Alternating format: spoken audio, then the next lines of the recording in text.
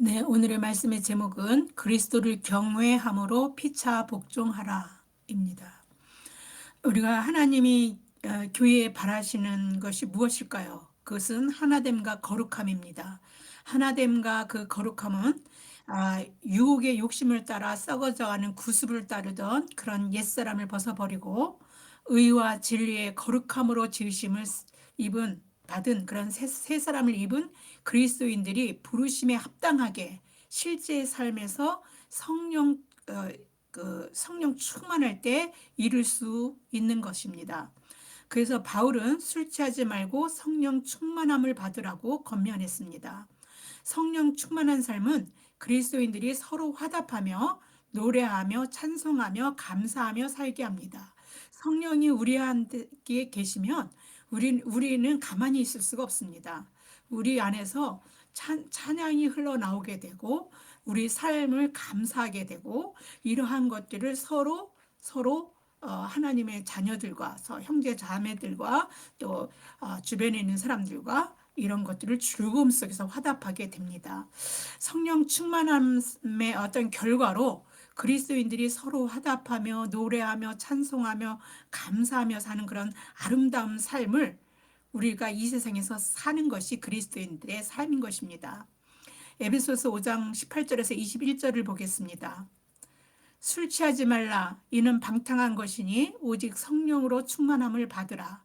시와 찬송과 신령한 노래들로 서로 화답하며 너희의 마음으로 주께 노래하며 찬송하며 범사에 우리 주 예수 그리스도의 이름으로 항상 아버지 하나님께 감사하며 그리스도를 경외함으로 피차 복종하라. 오늘 말씀의 제목은 여기에서 따왔습니다. 그리스도를 경외함으로 피차 복종하라. 왜냐하면 이 피차 복종 속에 이 복종이란 말이 오늘 우리 성경 설교 그 본문 말씀 속에 들어 있어서 그 모두에게 이거는 적용되는 말씀이라고 생각했기 때문에 그리스도는 누구라면 피차 복종하는 삶에서부터 출발해야 되기 때문에 이 말씀의 제목을 달았습니다. 그리스도인들이 성령 충만함으로 서로 화답하며 노래하며 찬송하며 감사하며 사는 것만이 그 충만함에서 충만함으로써 그렇게 살으라는 것만 사도 바울이 에베소 교인들에게 명령하고 권면한 건 아닙니다. 그 뒤에 무슨 말이 나오냐면 그리스도를 경외함으로 피차 복종하라는 말이 나옵니다. 이 말은 성령 충만함으로 우리가 서로 화답하며 노래하며 찬송하며 감사하며 만약에 탄다면 그렇게 살아가는 그리스도인들이라면, 그래서 그렇게 하나님을 경외하는 사람들이라면, 그러면 피차 복종하는 것은 마땅한 일이라는 것입니다. 피차 복종하는 것이 해도 되고 안 해도 되는 그러한 선택사항이 아니라 반드시 그리스도인들은 삶으로 살아내야 하는 의무라는 것입니다. 왜냐하면 그리스도를 경외함으로 피차 복종하라는 하라는 말은 그리스도를 경외한다면 서로 복종해야 한다라는 말을 명령으로 표현한 것이기 때문에 그렇습니다. 사도 바울은 에베소서 5장 하반부터 마지막 장인 6장 9절까지 그 마지막 장에 이제 9절로 끝나는 건 아니에요. 9절까지는 그리스도인들이 신앙생활, 그러니까 그리스도인들이 삶으로 살아내면서 해야 할 의무, 이런 것들을 남편과 아내, 부모와 자녀, 주인과 종의 그 관계 속에서 구체적이고 실제적으로 다루고 있습니다. 현대 사회가 아무리 초기의 기독교 사회와 현격한 차이가 있고 다르다 해도 사회의 가장 기본 단위, 그러니까 공동체의 가장 기본되는 단위, 그 단위는 단위가 가정이고 그 단위 안에 있는 남편과 아내, 부모와 자녀의 관계는 시대와 상관없이 항상 동일한 것입니다. 그때 부모에게 공경하라고 말하는 것들은 지금은 시대가 달랐으니까 안 해도 돼가 아니라 어느 시대나 마찬가지라는 겁니다. 어느 시대와 어느 사회를 막론하고 구원을 받았기에 또 하나님 나라에서 현재 우리가 지금 죽어서 가는 게 아니라 지금 현재 하나님 나라에서 살아가는 하나님 백성이기에 부르심에 합당한 삶을 살아가기에 살아가야 하는 것이기에 마땅한 그리스도인들은 그 기준이 그냥 음, 그 그냥 뭐 지켜도 되고 이게 아니라 정말 하나님의 말씀으로 삶으로 지켜내야 하는 것이고, 그 기준은 기본적으로 어떤 도덕적 하나님이 명하시는 기준은, 그래서 도덕적인 인간들이 지켜야 할 기준을 그 기준이 넘어섭니다. 예수님의 가르침에서 우리는 그것을 알 수 있습니다. 세상은 살인하면 심판을 받는다고 가르칩니다. 그러나 예수님은 하면 심판받는 것 정도가 아니라 형제에게 노하거나 바보라는 말만 해도 심판을 받는다라고 말씀하십니다.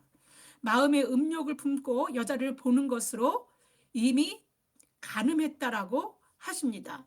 여자 보면 남자들은 본능적으로 예쁜 여자, 자기 마음에 드는 여자가 보이면 음욕이 생기는 건 본능일 수도 있는데, 세상은 그래서 그거는 죄라고 하지 않습니다. 그걸 행위로 할 때 죄라고 하는 건데, 마음속으로 그런 생각을 갖는 것조차가 간음이라고 얘기합니다. 세상은 누군가 오른뺨을 치면 똑같이 함께 치라고 말합니다. 눈에는 눈, 이에는 이, 이렇게 똑같이 맞받아치는 것이 세상 이치입니다. 그러나 예수님은 뺨을 치면 왼편 뺨을 돌려대며 속옷을 가지고자 하는 자에게 겉옷까지 가지게 하며 억지로 오리를 가게 하는 사람에게 심리를 동행하라고. 아니 그냥 같이 갑시다 하는 것도 아니고 억지로 가게 하는데 심리를 동행하는, 그렇게 하라는 것입니다. 사랑하는 사람만 사랑하라는 것이 아니라 원수까지도 사랑하라고 말씀하십니다. 이것이 세상적 기준에서 보면 어리석기도 하지만 너무 높은, 사람들이 지키기에는 너무 높은 기준이죠. 하나님의 인간에게 주시는 기준이 아니고서는 이런 기준이 있을 수가 없습니다. 예수님이 하나님이신 게 맞는 거죠. 그죠? 하나님이 바라시는 그리스도인들의 도덕 기준은 이렇게 높은 것입니다. 이러한 관점에서 오늘의 말씀을 봐야 합니다. 왜냐하면 복종하다라는 말들이 껄끄러워서 이 말 속에서 어감상 우리가 조금 불편함이 있기 때문에, 그런데 그런 것들을 이러한 관점에서 우리가 이 말씀을 대하려고 합니다. 사랑은 책임지는 것입니다. 그리스도인들은 주님이 우리를 사랑하신 것 같이 서로 사랑하며 살아가는 사람들입니다. 서로 사랑한다는 것은 무엇으로 증명합니까? 그냥 나 너 사랑해, 그럼 나도 너 사랑해, 아닙니다. 적어도 삶으로 책임지는 삶을, 서로에게 책임 있는 삶을 사는 것이 서로 사랑한다는 것의 증거가 되는 것입니다. 그것이 바로 그리스도를 경외함으로 피차 복종하라는 말의 의미 속에 담겨 있는 것입니다. 복종이라는 말의 어감을 좋아하는 사람은 별로 많지 않습니다. 대부분 어떤 힘의 관계에서 강압적으로 힘을 발휘하는 쪽과 그 힘에 어쩔 수 없이 순응해야 하는 그러한 불평등한 상관관계가 복종이라는 말 속에 있기 때문입니다. 더구나 현대사회처럼 개인의 존엄성이 인정되고 남녀노소 모두가 자율적이고 평등하게 살아가는 그 시대가 뭐 예전에는 없었던 그런 시대, 그런 현대사회에서 지금 우리 살아가고 있기 때문에, 이런 현대사회에서 사도 바울이 아내들이 남편에게 복종해야 한다라고 해라 이렇게 말하는 것은 정말 시대착오적이며 특히 여성들에게는 엄청난 불편함을 느끼는 게 합니다. 하나님이 남녀 차별하시는 불평등 하나님이신가 하는 이 말 속에서는 오히려 하나님도 똑같이 사랑한다, 똑같이 평등하게 사랑한다라고 하는 것에 대한 의구심을 갖게 만들기도 합니다. 그런데요, 성경에는 어휘에 의해서 하나님의 뜻을 오해하고 왜곡하는 부분들이 상당히 많습니다. 복종이란 말도 아마 그 중에 하나일 것입니다. 복종의 의미와 실제 그 말을 사용해서 사도 바울을 통해서 권면하시는 하나님의 의도를 제대로 파악할 수 없게 만듭니다. 그래서 오해가 생기게 만들고 잘못 오용하게 만들기도 합니다. 이렇게 말씀하시는 하나님의 말씀하시는 하나님의 의도와 상관없이 단어 그 자체가 갖는 의미 때문에 생기는 인간들의 막무가내식 적용과 그런 것들은 창세기에서 하나님이 인간에게 하신 명령에서부터 시작됩니다. 하나님은 최초의 인간인 아담을 지으시고 복을 주시면서 자연 만물을 인간에게 맡기셨습니다. 창세기 1장 27절에서 28절을 보겠습니다. 하나님이 자기 형상 곧 하나님의 형상대로 사람을 창조하시되 남자와 여자를 창조하시고 하나님이 그들에게 복을 주시며 하나님이 그들에게 이르시되 생육하고 번성하여 땅에 충만하라 땅을 정복하라 바다의 물고기와 하늘의 새와 땅에 움직이는 모든 생물을 다스리라 하시니라. 생육하고 번성하고 땅에 충만. 너무 좋습니다. 하나님이 인간을 만드시고 인간을 얼마나 사랑하셨으면, 그리고 우리에 대해 만족이 얼마나 크셨으면 우리에게 이렇게 복을 주시면서 이런 말씀했을까. 막 이 말씀을 읽으면 막 기쁨이 옵니다. 하나님이 우리를 사랑하시는 것이 충만한 것 같고요.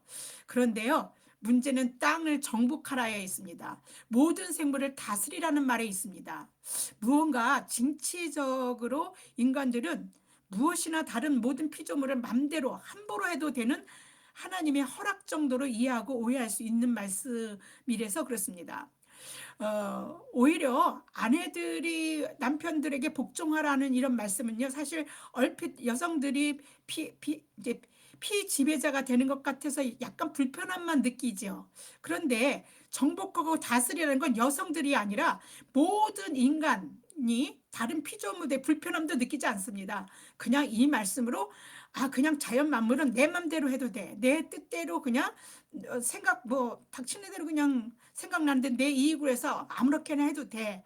이렇게 생각하기 쉽습니다.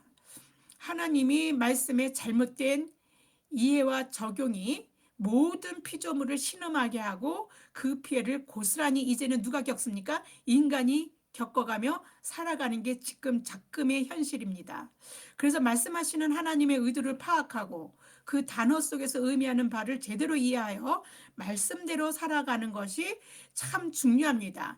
말씀대로 살아가는 것이 바로 하나님 나라에 사는 것입니다. 하나님 나라는 누구의 나라입니까? 하나님이 통치하는 나라입니다. 하나님의 말씀대로 사는 나라가 하나님 나라입니다. 우리가 지금 현재 하나님 나라에 살고 있느냐 아니냐는 내가 하나님 말씀대로 살고 있는가 아닌가에 있는 것입니다. 그리고 그렇게 살아가는 것이 본래적인 사람이 사람답게 하는 것이 되는 것입니다.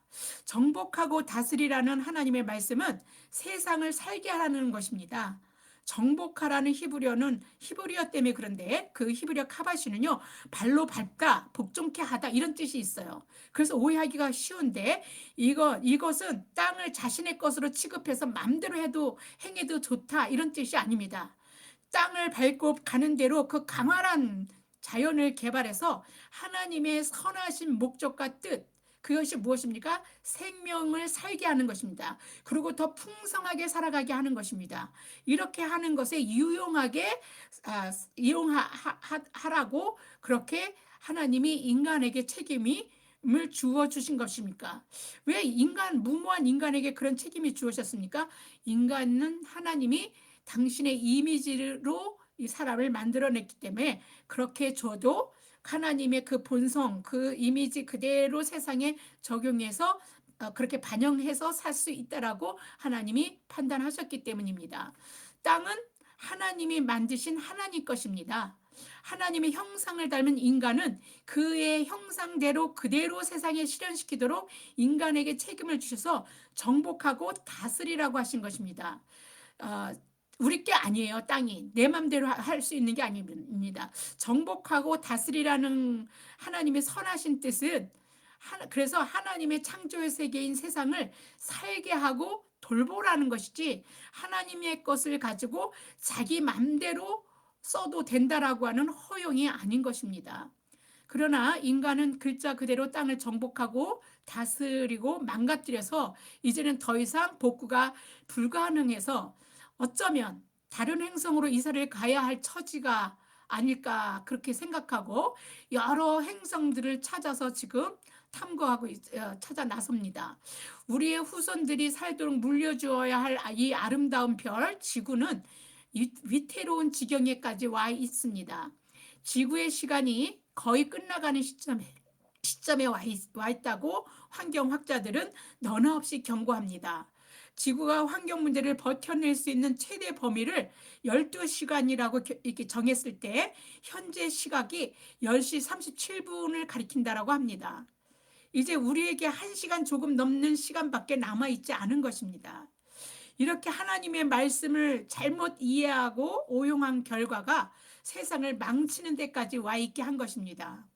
세상만이 아니라 개인에게도 하나님의 말씀은 그 단어에서 제대로 그 뜻을 알고 우리 삶에 자신에게 적용하지 않는다면 그 부작용으로 말미암아 그 개인 적용시키지 못하고 있는 개인이나 인간은 완전히 망가지는 겁니다. 인간의 인간다움이 망가지는 것입니다. 이러한 이유로 우리는 그리스도를 경외함으로 피차 복종하라라고 하는 사도 바울의 그 명령에서의 복종에 대해서 제대로 알아야 될 필요가 있습니다. 초대 교회에서 그 사회에서 그 뜻하면서 의도하고 이 말씀을 받은 사람들은 이 말에 대해서 어떻게 받아들였는지를 생각하면서 지금 우리가 그거를 우리 삶에 적용해야 될 필요가 있는 것입니다. 사도 바울은 그리스도를 경외함으로 피차 복종하라는 것의 실례를 오늘 성경 본문의 일부인데 남편과 아내의 관계에서 그리고 다음 시간에 해야 될 부모와 자식과의 관계에서 그리고 주인과 종의 관계에서 상세하게 그리고 실제적으로 설명해 나갑니다. 존 스토트 목사는 아내가 자녀와 종들에게 아내와 자녀와 종들에게 복종에 관해 쓴 내용, 사실은 순종하라는 말도 복종과 같은 건데 여기 보면 아내는 남편에게 복종하고 자녀는 부모에게 순종하고 종들은 주인에게 순종하는 건 다 복종에 관한 내용인데 이것을 가정 의무 목록의 틀 안에서 살펴보아야 한다라고 말하고 있습니다. 바울은 그 안에서 한번 옮겨보겠습니다. 바울은 그 안에서 하나님이 그리스도를 통해 만들고 계시는 하나의 새로운 사회를 묘사하고 있다. 그는 이제 교회 안에서 새로운 그 사회를 묘사하고 있다. 그는 그리스도 안에서 모든 문화권의 사람들, 특히 유대인과 이방인이 완전히 하나라는 걸 강조하는 반면 유사한 편지인 골로새서는 종과 자유자를 추가하며 그 전에 쓴 편지에서는 남자와 여자를 추가한다. 우리는 가정 의무 목록에서 바울이 성별, 나이, 신분 등이 폐지된 하나님의 새로운 사회에 새로운 장벽들을 세움으로써 자신의 논제를 망가뜨리고 있지 않다라고 확신할 수 있을 것이고 사도의 사고에 일관성을 부여하여 그가 자신의 말을 설명할 수 있도록 해 주어야 한다.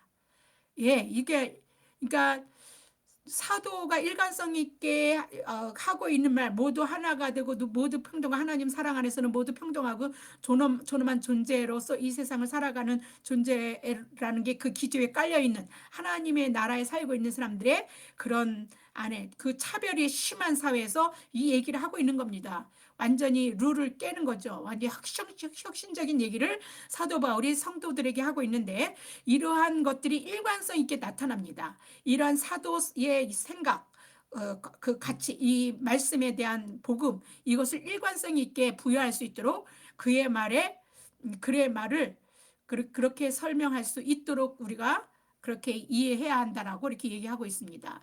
스토트 목사는 바울의 권위에 대한 복종을 변호하면서 왜냐하면 이제 복종이라는 말 때문에 이 말에 대해서 조금 이제 설명하고 변호를 하는 건데 그 증거로 예수님과 사도들의 가르침을 언급합니다. 예수님과 사도들의 가르침에 비추어 볼 때 적어도 3가지 관련 진리를 반복해서 확신 있게 단언할 수 있을 것이다. 첫째, 여자, 아이, 종이 존엄하다는 것이다. 이거는요, 그 시대 사회에서는 있을 수 없는 거예요. 여자나 아이는 숫자에도 치지 않았고 종은 물건 취급했고 여자나 아이는 다 그렇게 했으니까. 근데 그것이 존엄하다라고 가르치시고 계신 것이죠. 둘째, 하나님 앞에서 모든 인간은 하나님의 형상으로 지음을 받았기 때문에 인종, 신분, 계층, 문화, 성별, 나이 등에 상관없이 평등하다는 것이다. 셋째, 모든 그리스도인 신자는 하나님 가족의 일원이며 그리스도의 몸의 지체로서 훨씬 더 깊이 연합되어 있다는 것이다. 이 진리들을 사고의 중심에 확고히 두었다면 비로소 가정 의무 목록의 가르침을 살펴볼 준비가 된 것이다. 이렇게 예수님의 가르침, 사도의 가르침은 이러한 기본 위에서 말하고 있는 것이라는 겁니다. 아내가 남편에게 복종하라 그러면 이거는 하나님이 차별하신 거야. 여자는 중요하지 않다라고 존엄하지 않은 거라고 하신 거야. 뭐 이런 게 아니라 그런 것들이 지금 얘기한 여자아이 존엄하고 인종차별, 뭐 신분, 계층, 문화 같은 것을 합시 평등하고 모든 신자가 하나님의 가족이고 그러니까 그리스도의 몸의 지체로서 훨씬 더 깊이 연합된 존재라. 이러한 중심 사고에서 이 말을 하고 있다라는 것을 이해할 때 비로소 이 말씀이 제대로 우리가 받아들이고 이해할 수 있다는 겁니다. 사람들은 세상을 살면서 각자의 역할이 있습니다. 하나님의 형상을 닮은 존재로서 사람은 남녀 신분 고하를 막론하고 누구나 평등하고 존엄한 것입니다.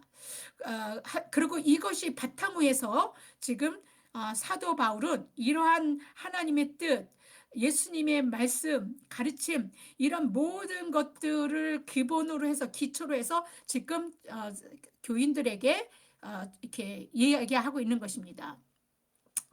그래서 근데 사람들은 다 누구나 존엄하고 평등하지만 역할에서는 다른 것입니다.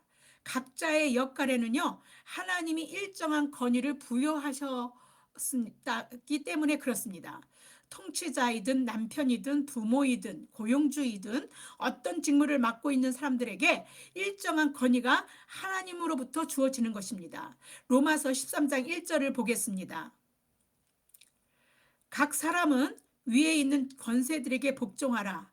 권세는 하나님으로부터 나지 않음이 없나니 모든 권세는 다 하나님께서 정하신 바라. 요도가 말한 것을 인용하면 더 분명하게 알 수 있습니다. 요도가 이런 말을 합니다. 가치의 평등은 역할의 평등이 아니다. 각자 인간 누구나가 다 평등하다는 거와 역할도 똑같다. 이게 아니는 거예요. 역할은 평등이 아니다. 가치의 평등은 역할의 평등이 아니다. 이러한 견지에서 남편과 부모와 주인의 권위에 아내와 자녀와 종들이 복종하는 것이 질서의 하나님이신 그 하나님의 뜻이 되는 것입니다. 하나님은 질서의 하나님이시거든요. 그래서 다시 말해서 하나님은 세상을 질서 있게 운행하시기 위해서 사람이 하는 역할에 권위를 부여하셨다는 말이 되는 것입니다. 그래서 그 역할의 권위 부여하신 그 역할에 복종하는 것은 곧 하나님의 뜻에 복종하는 것입니다. 복종하다에 해당하는 헬라어 휘포타소마이라는 그 말 속에는요, 그 가운데에 질서라는 의미인 그 타시스라는 말이 들어 있습니다. 권위의 복종은 하나님이 세상을 당신의 크신 경륜으로 운행하시는 그 질서를 인정하고 참여하는 것입니다. 남편과 부모와 주인에게는 하나님이 그들에게 권위를 부여하신 것이고 그들이 행사하는 권위에 복종하는 것은 곧 주님의 권위에 복종하는 것이 되는 것입니다. 그러면 우리는 의문이 듭니다. 어디까지 복종해야 하는 것이고 또 언제까지 복종해야 하는 것입니까? 불의한 것까지도 복종해야 되는 권위를 줬다고 불의한 사람인데 그 하나님이 주신 권위라고 복종해야 합니까? 그러니까 어디까지 그리고 언제까지 복종해야 합니까? 권위는 하나님으로부터 온 것이기 때문에 그 기준은 하나님이십니다. 하나님께 불순종이 되기 전까지 복종해야 하는 것입니다. 그 권위가 줬는데도 불구하고 그 권위를 하나님으로부터 온지 모르고 자신의 것이냐 그리고 그 권위를 이용해서 하나님께 불순종하게 만드는, 그렇게 하면 안 되는 것이죠. 그렇게 되기 전까지 우리는 권위에 복종해야 한다는 것입니다. 사도 베드로는 대제사장과 공회가 더 이상 예수의 이름으로 사람을 가르치지 말라고 그렇게 으름장을 놓았을 때 이렇게 말합니다. 사도행전 5장 29절입니다. 베드로와 사도들이 대답하여 이르되 사람보다 하나님께 순종하는 것이 마땅하니라.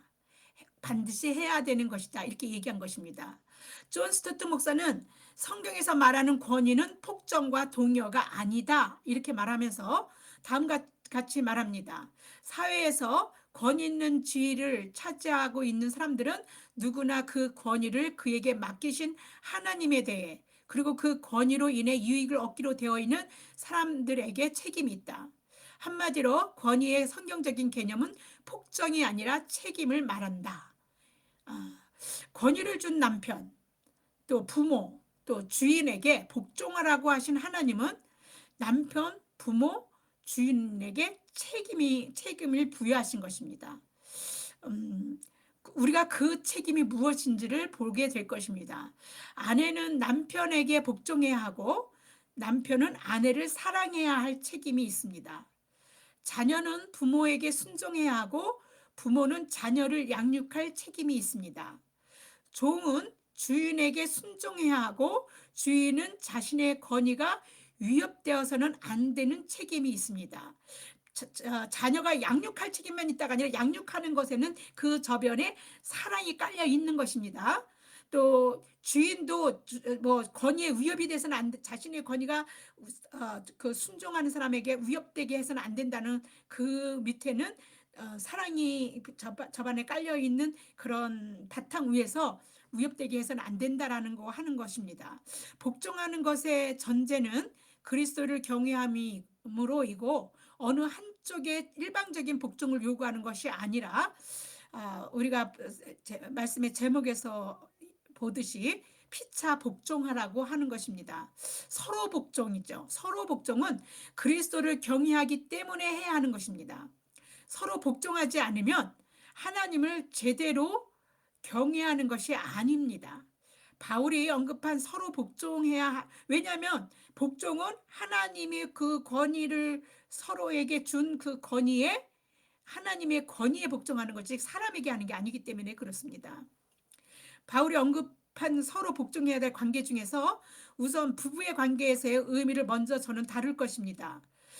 왜냐하면 부부는 공동체의 가장 기초이고 기초인 가정, 그 가정의 중심이고 그 중대성이 그래서 다른 관계보다도 훨씬 다른 관계를 원만하게 해나갈 수 있는 제대로 그 관계를 제대로 잘 건강하게 할 수 있는 중심이 되기 때문에 그렇습니다.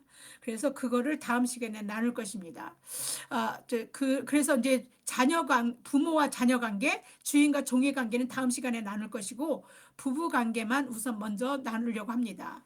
부부는요, 가정의 시작이고 중심입니다. 시작이 잘못되면 끝도 잘못으로 끝납니다. 중심이 무너지면 모든 것이 무너집니다. 그래서 무엇보다도 가정의 시작은 부부가 중심이 된 가정이 건강해야 하는 것이 중요합니다. 부모에 대한 효도, 그런 건강한 부부가 중심이 되는 그런 가정에서부터 나옵니다. 자녀의 사랑, 그러한 건강한 부부 중심의 가정에서부터 그런 것들이 실천될 수 있는 것입니다.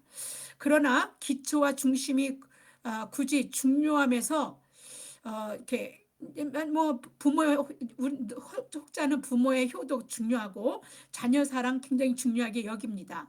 그렇지만 이러한 그 중요성을 어떤 우선순위 예를 두자면 단연코 부부의 사랑이죠. 왜냐하면 그런 사랑이 중심에서 부모의 효도나 자녀의 사랑이 자연스러운 결과로 이루어지는 것이 우리가 의심할 여지가 없기 때문에 그렇습니다.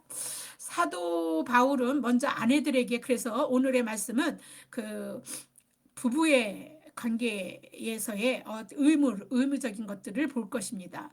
사도 바울은 먼저 아내들에게 권면을 합니다. 에베소서 5장 22절에서 24절입니다. 아내들이여 자기 남편에게 복종하기를 주께 하듯 하라. 이는 남편이 아내의 머리됨이 그리스도께서 교회의 머리됨과 같으니 그가 바로 몸의 구주시니라. 그러므로 교회가 그리스도에게 하듯 아내들도 범사에 자기 남편에게 복종할지니라.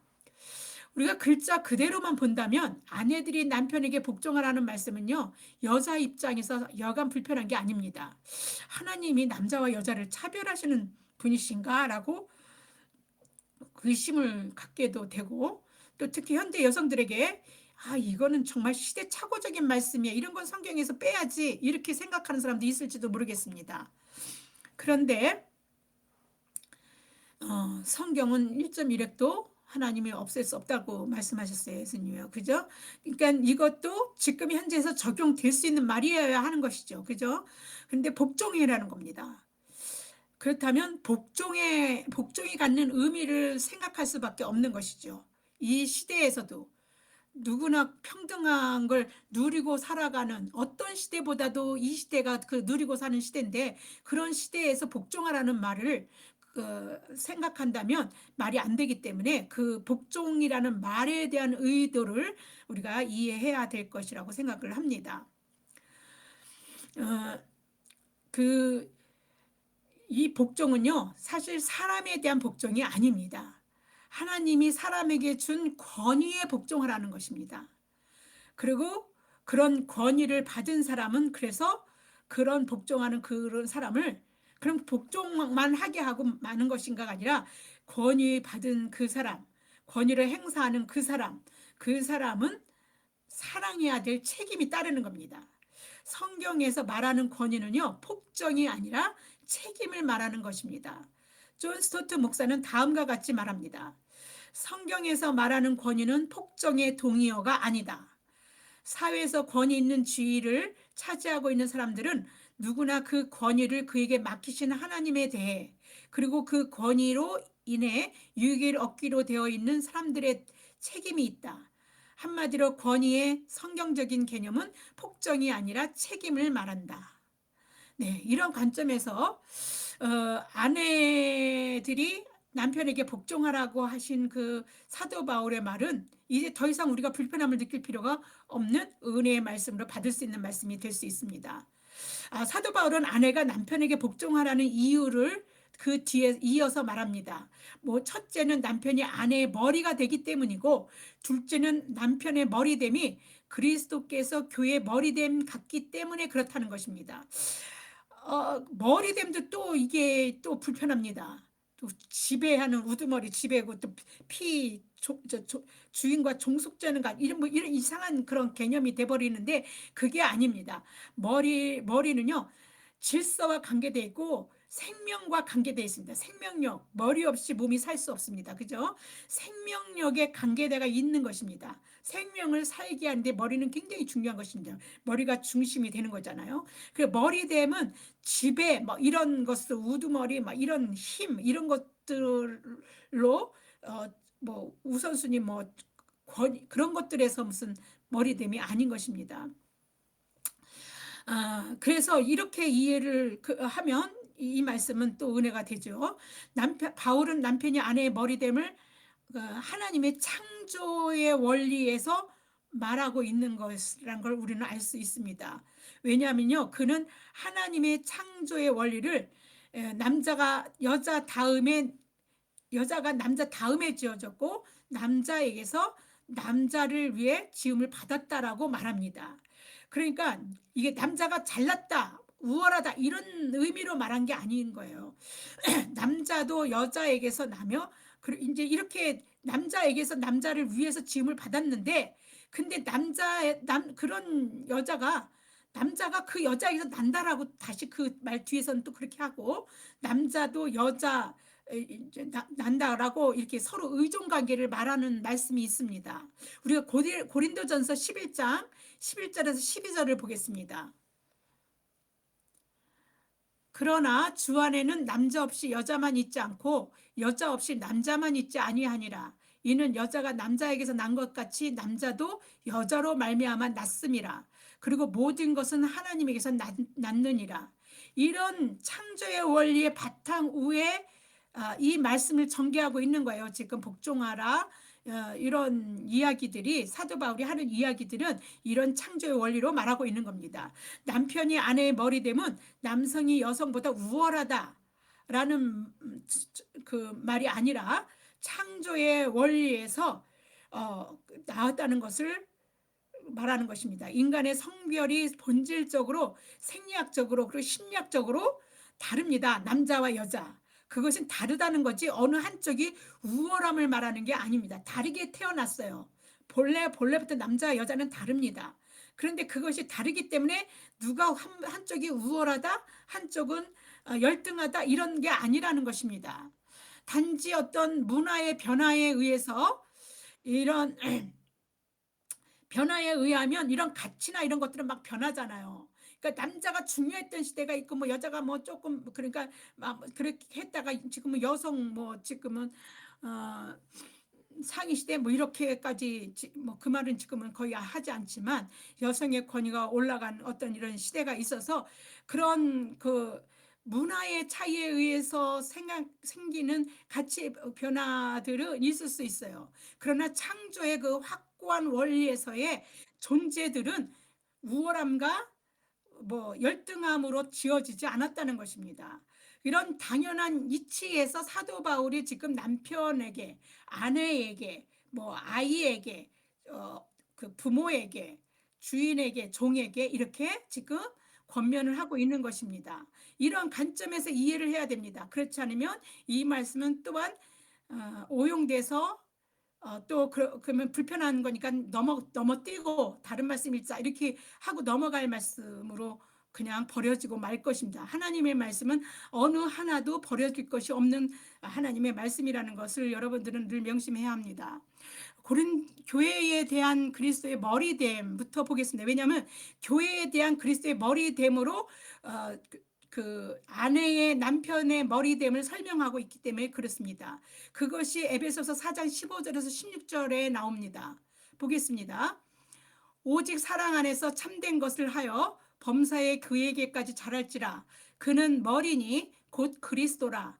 그에게서 온몸이 각 마디를 통하여 도움을 받음으로 연결되고 결합되어 각 지체의 분량대로 역사하여 그 몸을 자라게 하며 사랑 안에서 스스로 세우느니라. 머리가 몸을 자라게 하는 거예요. 그죠? 머리 없이 몸이 자라지 못합니다. 생명력이 있지 못하는 것이죠. 성장하고 자라게 하는 거. 그런데 그 일을 그렇게 몸이 자라고 건강하게 자라고 성숙하게 자라게 하는 것이 머리의 역할이고 머리됨인 것입니다. 그리스도가 교회를 자라게 하고 생명력 있게 하는 것으로 머리됨을 말하고 있는 것입니다. 그런 것처럼 아내의 머리됨을 그렇게 설명한 것이라는 것입니다. 바울은 남편에게 양육하고 보호하기를 그리스도께서 교회에 함같이 하라고 그렇게 권면한 것입니다. 그러므로 그리스도의 머리됨은 통제보다는 보살피고 보살피라는 것이고, 지배하기보다는 책임을 지라는 것입니다. 책임을 나타내라는 겁니다. 삶으로. 그리고 그래서 그 책임은 곧 동의어가 사랑이라고 말할 수 있는 것입니다. 사랑한다면서 책임지지 않는 것은 더 이상 사랑하지 않는 것입니다. 우리가 서로 어떤 때는 내 맘 같지 않은 행동을 하더라도 서로 그 묵묵히 아내로서, 남편으로서 책임지고 갈등이 있고 싸움이 있다 할지라도 그렇게 살아내려고 하는 것은, 책임지려고 살아내려고 하는 것 자체가 뭡니까? 사랑인 것입니다. 네.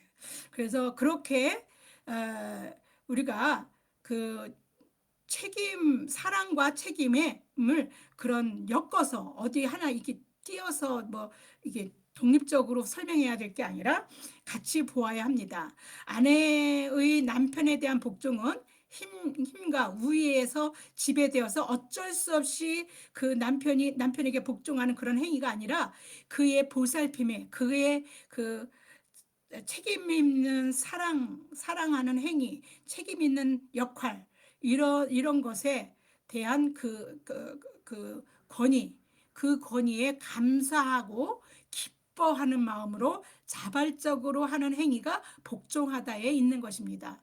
그러면 복종할 수 있죠. 그죠?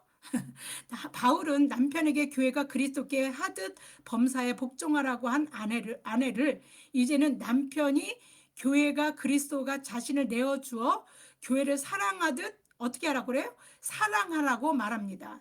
책임지라고 말하는 것입니다. 에베소서 5장 25절에서 27절입니다.